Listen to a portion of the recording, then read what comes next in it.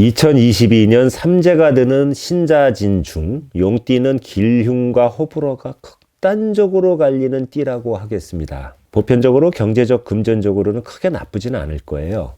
그런데 이제 어떤 인간관계, 그 다음에 부부관계, 그 다음에 건강수, 사고수, 관제수, 이런 쪽으로 이제 조금씩 문제가 되겠죠. 금전적으로는 크게 힘들지 않은 복삼재에 거의 속한다고 보여져요.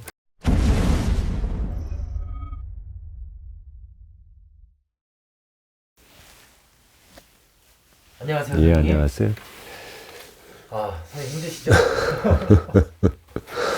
그래도 많은 분들께 이런 무속 정보를 또 드리기 위해서 힘써주고 계시는데 이번에 용띠죠? 예, 2022년에 삼재가 시작되는 그 원숭이, 용띠, 쥐띠 중에서 용띠에 관해서 말씀을 드릴게요. 앞서서 말씀드린 그 원숭이 띠가 충을 맞고 대부분 그 악삼재에 해당된다면은 한두 띠 정도의 약간의 예외는 있습니다만은 용띠 같은 경우는 그래도 금전적으로는 크게 힘들지 않은 복삼재에 거의 속한다고 보여져요. 그런데 삼재는 삼재인지라 뭐 꼭 금전적인 그 힘든 뿐만 아니라 인간관계나 사고수나 건강이나 이런 뭐 어떤 삼재팔란이라고 흔히 얘기하지 않습니까? 그런 쪽으로는 충분히 힘들 수 있는 소지가 있기 때문에 거기에 관해서 차분차분하게 말씀드리려고 합니다. 2022년 삼재가 드는 신자진중, 용띠는 길흉과 호불호가 극단적으로 갈리는 띠라고 하겠습니다. 보편적으로 경제적, 금전적으로는 크게 나쁘지는 않을 거예요.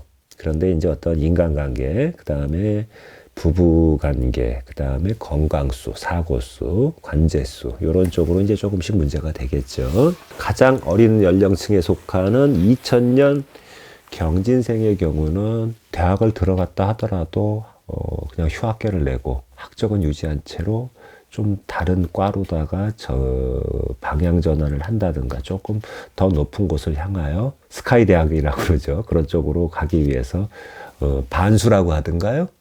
네. 예, 반수를 하는 그런 어떤 갈등을 겪는 경우가 많을 거예요. 좀 그렇게 느껴지고, 그 다음에 이제 그 많이 젊은 층 중에 하나인 88년생, 한참 피어나는 나이지 않습니까? 앞서서도 말씀드린 거로 기억이 나는데 88년 무진생 같은 경우는 좀 남녀 공통적으로 고민거리들이 좀 있을 거예요. 그런데 남자들 같은 경우는 사업이나 뭐 사업은 많이 할 나이들은 아니지만 그 어떤 직장, 직업 이런 변동을 찾아서 움직이려고 하는 그런 움직임이 강할 것이고, 보편적으로 보면 무진생 용띠 남자의 경우는 이동수, 변동수, 자리 이동하는 이동수는 크게 보여요. 그러니까 신중하게 옮겨주면 오히려 삼재가 하나의 어떤 그 터닝 포인트가 될 수 있다, 이렇게 말씀드리겠습니다. 그리고 이제 여성들 같은 경우도 물론 사회 활동을 많이 하지만 연인 간의 관계, 그리고 이제 결혼을 좀 일찍 하신 분들 같으면 부부 간의 관계, 그런 데서 좀 알력이라고 그러죠. 이렇게 티격태격하는 그게 느껴지고, 뭐 다른 어떤 뭐 금전상이나 이런 쪽으로는 크게 나쁠 거라고 느껴지지는 않습니다. 가장 복삼재에 해당된다고 보는 띠가 있는데 용띠 중에서 76년생이 많이 좀 힘들었을 거예요. 병진생 용띠가 되는데 작년, 재작년 그때부터 좀 많이 힘들었을 겁니다. 한 2년 정도, 3년 정도, 그 정도.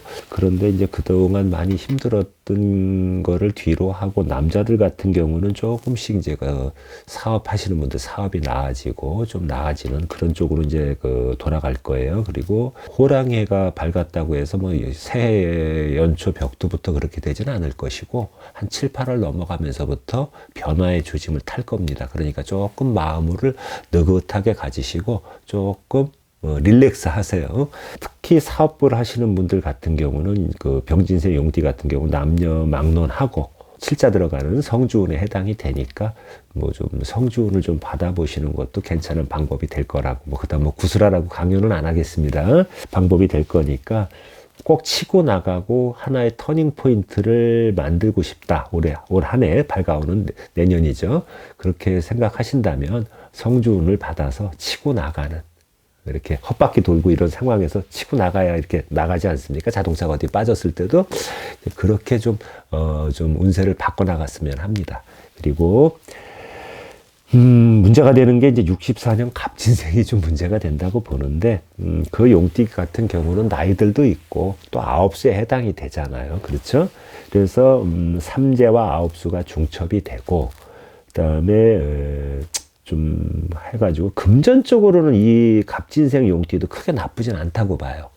올해나 작년 같은 경우보다는 훨씬 좀 발전의 그 기미는 보이는데, 단지 앞서서도 말씀드렸지만 건강상 그런 그 몸수가 좀 좋을 수가 없어요. 그래서 건강 챙기시는 거하고 사고 수만 좀 조심하시면 삼재 첫 해인 2022년은 무난하게 지나가지 않을까 싶습니다.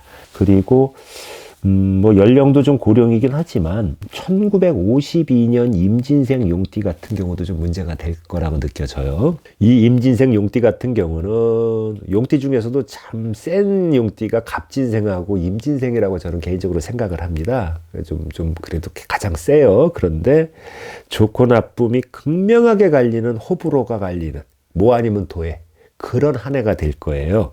그래서 좀 어떤 사업이나 이런 거 하시는 분들은 좀 신중을 기하시고, 잘못하면 꼬꾸러지는데 또 잘하면 일어날 수 있는, 그러니까 딱 그 전환점에 서 있다고 보시면 됩니다. 그리고 문상 가는 일, 문상을 뭐 아주 안 갈 수도 없겠지만 가급적 문상 가는 일을 좀 자제해 주세요.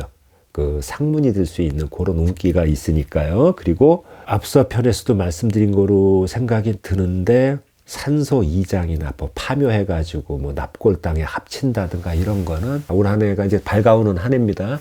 참으셨다가 개묘년 토끼해가 됐을 때 그때 시작하심이 신상에 유리하시다, 이렇게 판단이 됩니다. 그리고 앞서서도 말씀드렸지만 이거는 어떤 그 거시적인 측면에서 말씀드리는 거지, 개개인마다 삼재에 해당하는 띠들의 그 아주 디테일한 부분을 여기서 말씀을 다 드릴 수는 없어요. 각자 타고난 생년월일 시가 틀리기 때문에 더 자세한 걸 원하신다면 그런 분들은 예약하시고 신점을 한번 신중히 보러 오시는 것도 좋은 방법일 것 같습니다.